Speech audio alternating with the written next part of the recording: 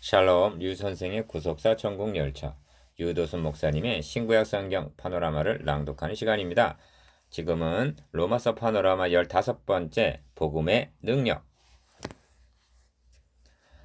구절은 로마서 1장 16절 내가 복음을 부끄러워하지 아니하노니 이 복음은 모든 믿는 자에게 구원을 주시는 하나님의 능력이 됨이라. 첫째는 유대인에게요 또한 헬라인에게로다. 저는 이 말씀을 사모하는 마음으로, 그리워하는 마음으로, 의지하는 마음으로, 그리고 믿는 마음으로 증거하는 바입니다. 저는 그토록 복음의 능력을 사모하고 그리워하고 있습니다.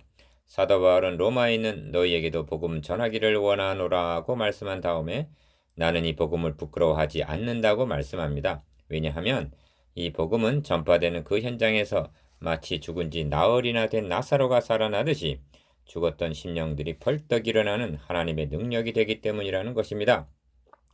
에스겔 골짜기에 마른 뼈들이 생기가 들어감에 일어서는데 큰 군대더라 하고 말씀합니다. 1. 그러므로 앞에서도 말씀드린 대로 복음이란 능력으로는 차원에서 생각해야만 합니다. 능력이라는 차원에서 생각해야만 합니다. 만일 복음의 능력이 없다면 죽기를 무서워하여 일생 동안 사탄에게 매여 종로로 타는 자들에게 별 도움이 되지 못할 것입니다. 복음은 능력입니다. 기억, 사도는 데살로니가 전서에서 우리 복음이 말로만 너희에게 이룬 것이 아니라 오직 능력과 성령과 큰 확신으로 된 것이라 하고 데살로니가 전서 1장 5절 말씀합니다. 물론 복음은 말씀으로 전해집니다. 그러나 말로만 전해지는 것은 아니라는 것입니다. 전도자가 복음을 전할 때 성령의 나타남과 능력이 역사한다는 말씀입니다. 고린도전서 2장 4절.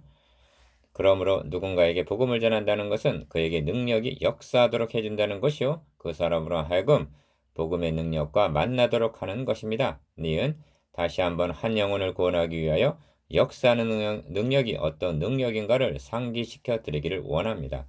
그의 힘의 강력으로 역사하심을 따라 믿는 우리에게 베푸신 능력의 지극히 크심이 어떠한 것을 너희로 알게 하시기를 구하노라 합니다. 에베소서 1장 19절. 참으로 우리에게 베푸신 능력의 지극히 크심이 어떠한 것인가를 알아야 할 만큼 모든 성도들, 특히 목회자들이 알았으면 좋겠습니다. 2. 그러면 지극히 큰 능력이란 어떤 능력인가?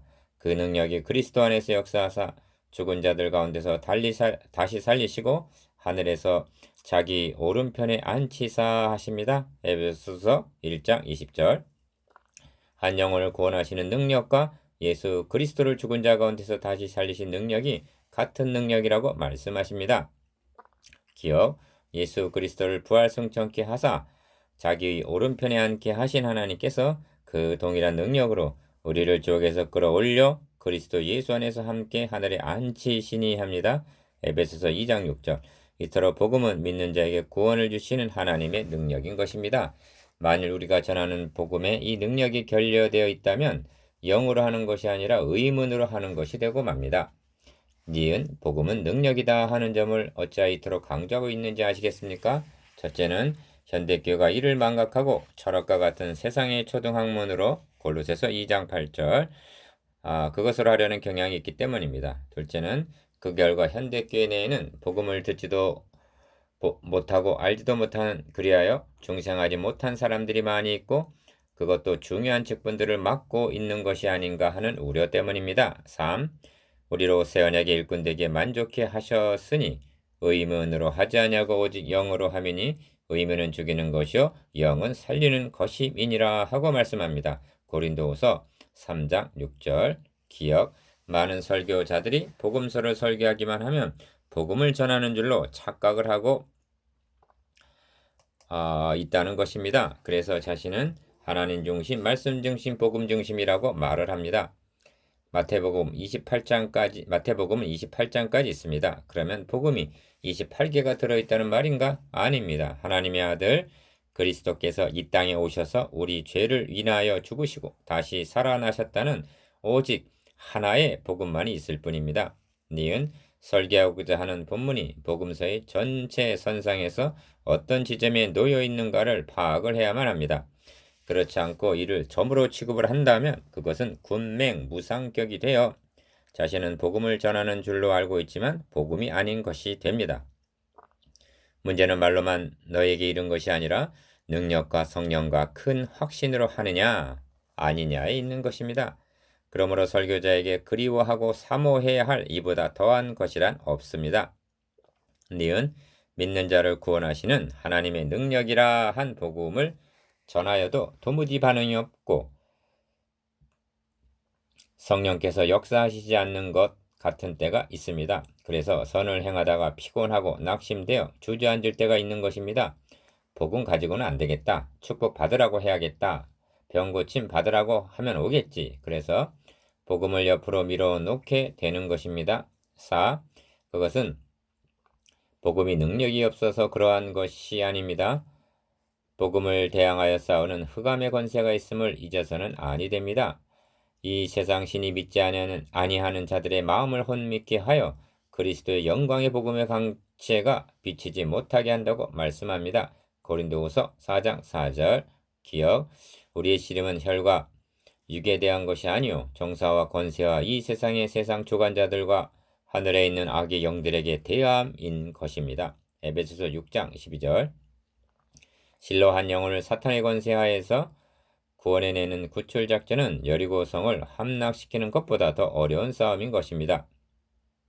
니은 실제로 인간의 내면에는 여리고성보다 더 견고한 사탄의 성벽이 있으며 그것은 굳게 닫혀져 있는 것입니다. 우리의 싸우는 병기는 육체에 속한 것이 아니요 오직 하나님 앞에서 경관진을 파는 강력이라 말씀합니다. 고린도후서 10장 4절. 이 성을 무너뜨리는 데는 사람의 힘으로는 불가능합니다. 복음의 능력만이 가능케 한다는 점을 인정해야 합니다. 5. 주님께서 12제자를 파송하시고 70문도를 둘씩 짝지어 보내실 때 어떻게 해서 파송하셨는가를 주목해야 합니다. 예수께서 12제자를 불러 모으사 모든 귀신을 제어하며 병을 고치는 능력과 권세를 주시고 보내셨습니다. 누가복음 9장 1절. 기억.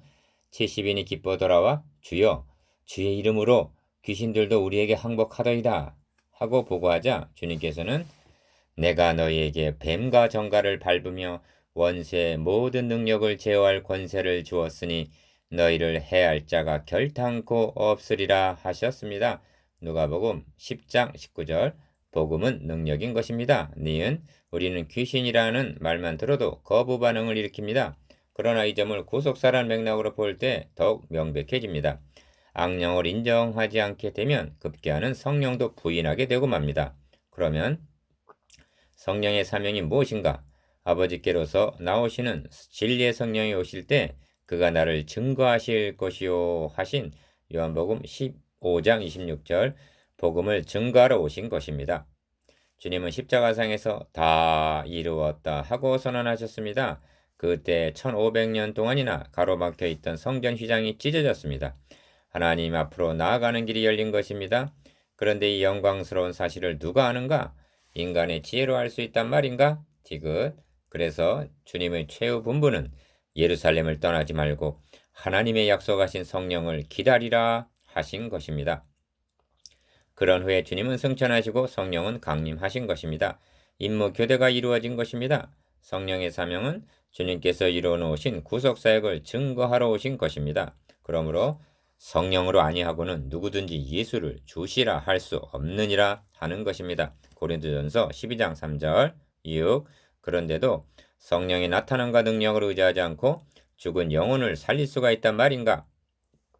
기억 계시록 16장에서는 또 내가 봄에 개구리 같은 새 더러운 영이 용의 입과 짐승의 입과 거짓 선지자 입에서 나오니 저희는 귀신의 영이라 합니다. 13절에서 14절.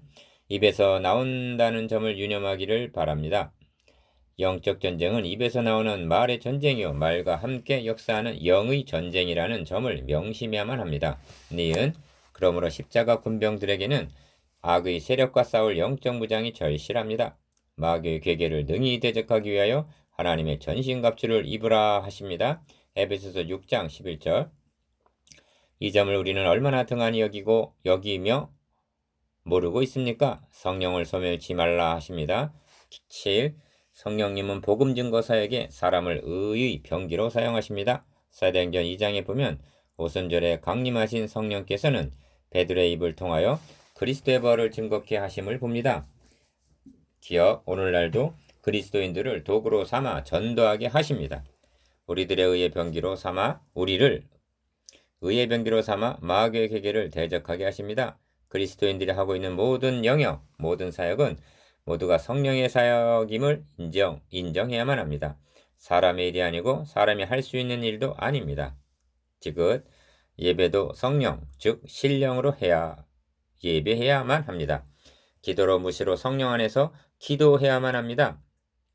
기도도 무시로 성령 안에서 기도해야만 합니다. 에베소서 6장 18절. 전도는 말할 것도 없고 봉사도 성령으로 봉사라고 말씀합니다. 빌립보서 3장 3절. 성령님을 제외시키고 우리가 할 수 있는 일이란 아무것도 없습니다. 그런데 현대교회의 실정은 어떠한가?